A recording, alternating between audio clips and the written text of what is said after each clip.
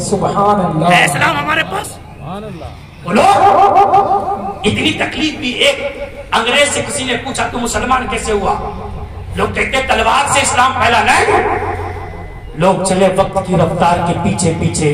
وقت چلتا ہے میرے سرکار کے پیچھے پیچھے. کس قدر تھی شب ہجرت میں علی کی ہیبت. سارے کفار تھے دیوار کے پیچھے پیچھے.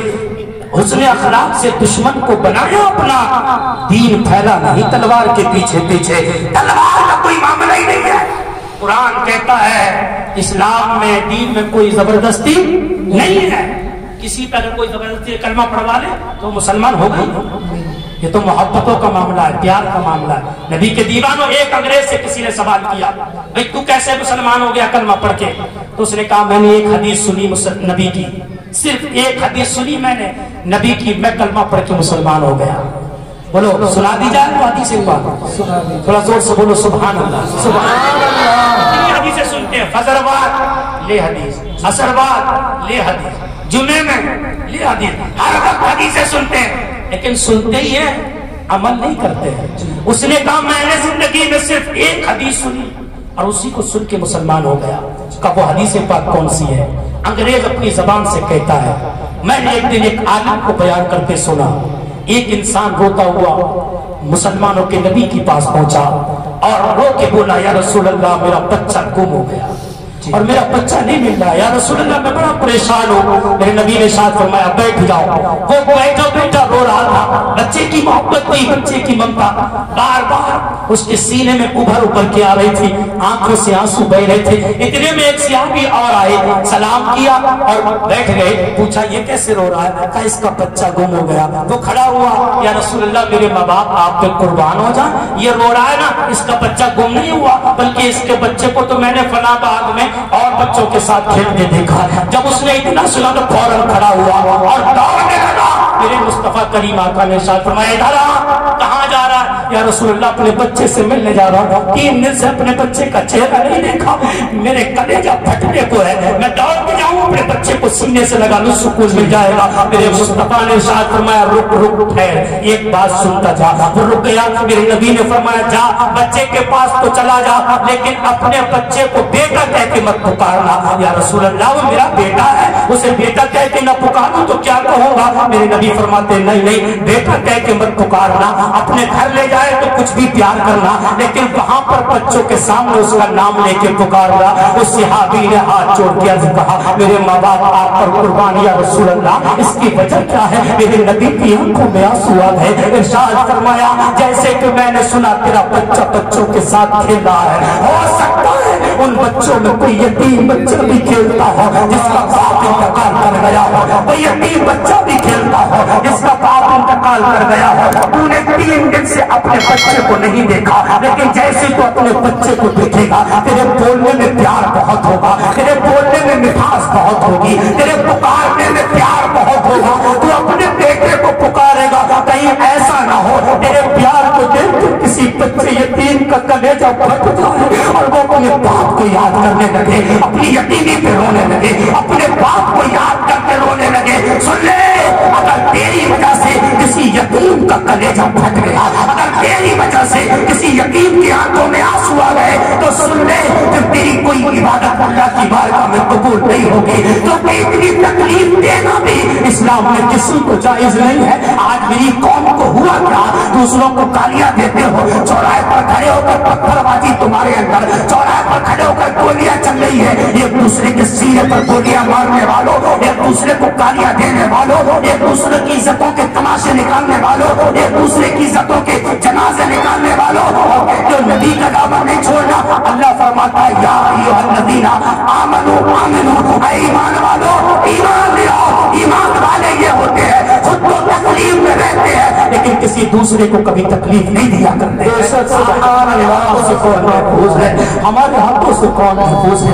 ظلم کی انتہا کر دی ہم نے، لوگوں کو ستایا ہم نے، لوگوں کو پریشان کیا ہم نے. ارے وہ دوسری بات ہے یار، پڑوسی کے ساتھ یار بات آئی ہے ماں کی تو آپ پلٹ کے گھر کی طرف پلٹ کے آئے. ٹائم بہت کم ہے، میں 4 باتیں اور کرنا چاہتا ہوں. اور دوسرے تو محفوظ ہے ہی نہیں بلکہ اولاد سے ان کے ماں باپ بھی محفوظ نہیں ہے. ماں باپ پہ بھی ظلم بہت ہوتا होता है। माँ बाप को भी बड़ा लोग सताते हैं। पूरा बाप बेचारा बेटे को आवाज देता रहता है और बेटा कहता है चल चल ये सटिया गया, पूरा हो गया, दिन भर परेशान करता रहता है। मेरे मुस्तफा करीम आका ने इरशाद फरमाया क़यामत की निशानियों में से एक निशानी ये है कि लोग इंसान अपनी बीवियों की इताअत करेंगे और अपनी माँ की नाफरमानी करेंगे, अपने दोस्तों के करीब जाएंगे और अपने बाप से नफरत करेंगे। आज ये आम हो चुका है, बीवियों के गुलाम बनते हैं। शादी होने के बाद अगर बीवी कहती है धूम में बैठना है तो मजनू धूम में बैठेगा। बीवी ने कहा शाम को मुर्गा खाना है तो मजनू मुर्गा ला के देगा। मैं ये नहीं कहता बीवियों को अच्छा ना खिलाओ, बीवियों को अच्छा खिलाओ, बीवियों को अच्छा पहनाओ, बीवियों के साथ अच्छा सुलूक करो। मेरे मुस्तफा करीम आका ने इरशाद फरमाया जो अपनी बीवियों से मोहब्बत करेंगे कल क़यामत के दिन मेरे साथ जन्नत में दाखिल कर दिए जाएंगे। लेकिन बीवियों से प्यार करने का मतलब ये नहीं कि तेरी बीवी तो मुर्गे उड़ा रही है, तेरी माँ चटनी के लिए तरस रही है, तेरी बीवी तो मुर्गों से मौज मार रही है, तेरी माँ एक कप चाय के लिए तरस रही है, तेरी बीवी तो 50-50 हजार 1-1 लाख का बुलेवन पहन रही है और तेरी माँ को 10 रुपए का दुपट्टा भी नसीब नहीं होता। तेरी माँ के कपड़े फटे हुए हैं, तेरी माँ बेचैन परेशान घूमती है। माओ को सताने वालों, बापों को रुलाने वालों, आज अगर दोस्त एक तरफ से आवाज दे दूसरी तरफ से बाप आवाज दे तो बाप की तरफ नहीं जाता बेटा, दोस्तों की तरफ जाता है। बाप से कहता है ना बाद में आके तुझसे बात करता हो, दोस्तों की तरफ। ये क़यामत की निशानी जाहिर हो चुकी है। नबी के दीवानों अपने माँ बाप से प्यार करो।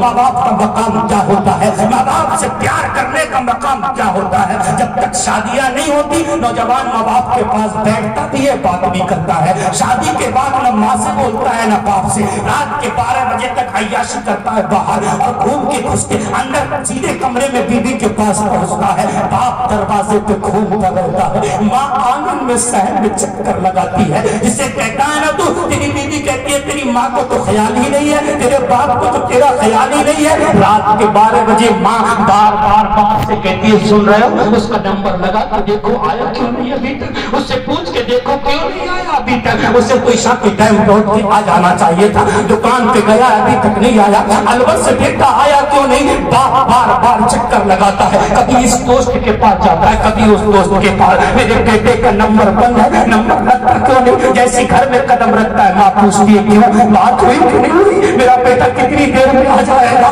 माँ तड़पती रहती है, एक एक लुकड़ा उसके मुंह से नहीं उतरता तो मैं याद करती रहती है माँ, बेचैन तड़पती रहती है माँ, उस रात को सोती नहीं माँ, रात में बेचैन रहती है माँ, दरवाजे के चक्कर लगाती है माँ, गलियों की धूल छानता है तेरा बाप और घर में सीधा गया। बीवी बड़ी सो रही थी, उठ के कहेगी तुम नहीं थे तो मैंने खाना नहीं खाया। मजनू खुश हो गया, बाप से नहीं पूछा रात के 12 बजे अब्बा दरवाजे के बाहर चक्कर क्यों लगा रहा। माँ से नहीं पूछा माँ आंगन में तू क्यों घूम रही है, माँ से नहीं पूछा। माँ का कलेजा फट जाता है। काश वही नौजवान जब दरवाजे पे आया तो बाप से पूछता बाबा कोई तकलीफ हो तो बताओ, डॉक्टर को बुलाओ, कोई परेशानी हो तो बताओ मैं इलाज करूं। माँ से पूछता माँ रात की तन्हाई में दुनिया सो रही है, आखिर तू क्यों जाग रही है। अरे तेरी माँ तेरी दौलत की भूखी नहीं है, तेरा बाप तेरी दौलत का भूखा नहीं है, तेरी माँ तेरी बिल्डिंगों गाड़ी की भूखी नहीं है, तेरी माँ तेरा बाप तो सिर्फ प्यार का भूखा है। एक 80 साल के बुढ़े से मेरी बात हुई,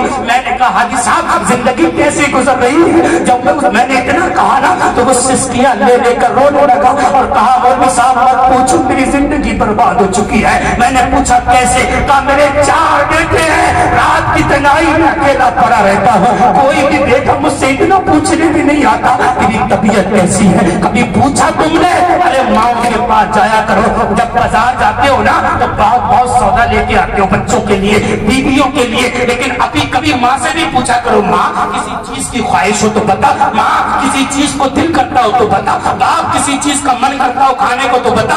माँ अगर बाप ने कह दिया ना बेटा फला चीज लिए ही है तो अंदर से वो लैला क्या कहेगी तेरे बाप तो अब बुढ़ापे में भी जवानी छा रही है, इसकी जबान زبان چٹا کے مار رہی ہے. ابے عقل کی انگھی، جب انسان بوڑھا ہو جاتا ہے نا تو اس کے اندر بچوں والی خواہشیں پیدا ہو جاتی ہیں. پوچھ اس باپ سے، پوچھ اس ماں سے، اگر یہ کچھ نہیں کھائے گا، لیکن جب تو بازار میں چلا جائے گا تو یہ ماں اپنے آنچل کو پھیلا کے رب کی بارگاہ میں عرض کرے گی پروردگار میرا بیٹا گھر سے نکل گیا ہے، مولا میرے بیٹے کی حفاظت فرما دینا. اللہ کی قسم کھا کے کہتا ہوں جب ماں دعا کرتی ہے اللہ فرشتوں کو بھیج دیتا ہے، جاؤ میرے بندے کی حفاظت کرنا شروع کر دو.